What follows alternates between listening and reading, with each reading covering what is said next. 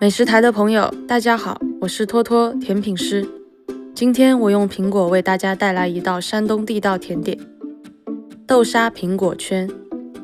在苹果圈中加入豆沙馅炸制而成，好看又好吃。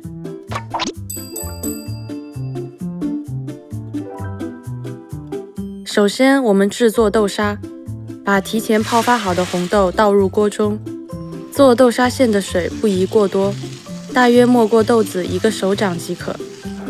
水沸后转中小火煮至红豆软糯，汤汁收干。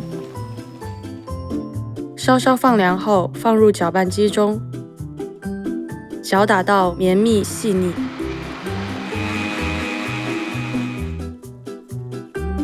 接着把豆泥放入不粘锅中，开小火慢慢翻炒。根据自己甜度的喜好，分次加入白砂糖，炒到砂糖融化。豆沙馅做好，放在一边备用。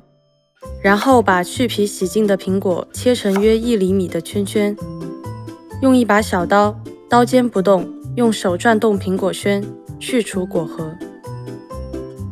处理好的苹果圈要立马放入盐水中，避免氧化发黄。下面就可以开始做豆沙苹果圈了。在沥干水分的苹果圈表面均匀抹上豆沙馅，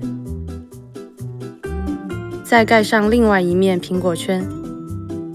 下锅炸制前，分别裹上淀粉、蛋液，最后是面包糠。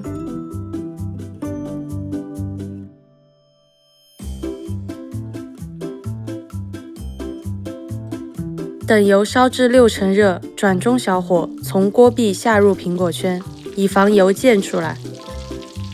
炸至浮出油面，用筷子翻面，等到两面金黄，捞出沥油，装盘。这样一道色泽金黄、酸甜适口的炸豆沙苹果圈就好了。